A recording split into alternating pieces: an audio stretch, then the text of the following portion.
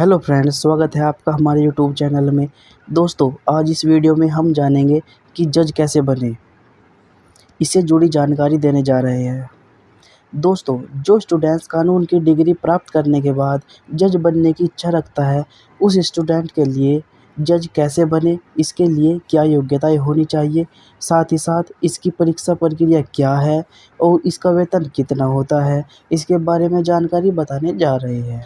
अगर आप भी जज बनने के बारे में सोच रहे हैं, तो इस वीडियो में हम आपको बताएंगे कि जज कैसे बने और जज बनने के लिए आपको क्या करना है। तो इस वीडियो को अंत तक ज़रूर देखें। तो चलिए शुरू करते हैं।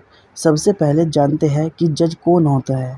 अगर हम जज की बात करें, तो जज वह व्यक्ति होता है जो कोर्ट में किसी भी अपराधी के खिलाफ सही और गलत का फैसला करता है। हम उसे जज या न्यायाधीश कहते हैं। इसके अलावा वकीलों की राय या दोनों पक्षों की राय को सुनने के बाद यह निर्णय लेता है, उसे जज कहते हैं। तो आइए जानते हैं कि जज बनने के लिए क्या योग्यताएं होनी चाहिए।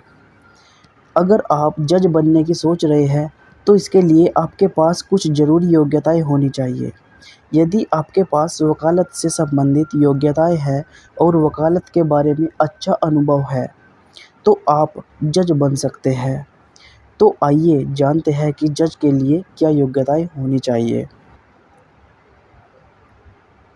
अगर आप जज बनना चाहते हैं, तो आपके पास 12वीं के बाद किसी भी मान्यता प्राप्त यूनिवर्सिटी से लॉ में ग्रेजुएशन की डिग्री होनी चाहिए।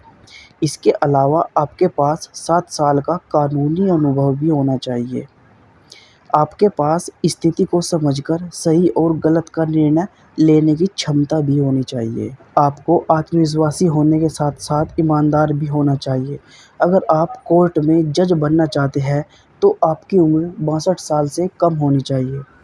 जज बनने के लिए सबसे पहले कानून में ग्रेजुएशन यानी कि स्नातक होना चाहिए। इसके लिए आप 12वीं के बाद होने वाली CLAT की परीक्षा में भी शामिल हो सकते हैं। यह 5 साल का कोर्स होता है। इसमें आपको BA LLB की डिग्री मिलती है। आप BA या ग्रेजुएशन के बाद 3 साल का LLB कोर्स भी कर सकते हैं। उसके बाद आपको एक वकील के रूप में पंजीकरण करना होगा, तभी आप वकालत कर सकते हैं। और 7 साल के अनुभव के बाद आप जज की परीक्षा में बैठ सकते हैं। हालांकि इसके लिए अलग अलग राज्यों में अलग अलग परीक्षाएं आयोजित की जाती हैं। इसके अलावा जज की नियुक्ति की प्रक्रिया अलग अलग राज्यों में अलग अलग होती है। अगर आप जज बनने के लिए आयोजित होने वाली परीक्षा सफलतापूर्वक पास कर लेते हैं, तो आप जज बन सकते हैं। तो दोस्तों, आपको ये वीडियो कैसी लगी, नीचे कमेंट में बताइए, अपनी राय दीजिए और हमारे चैनल को सब्सक्राइब कीजिए, लाइक कीजिए और ज़्यादा से ज़्यादा शेयर कीजिए। तो दोस्तों, अगली वीडियो में हम जानेंगे कि जज बनने के लिए एग्ज़ाम प्रोसेस क्या होता है।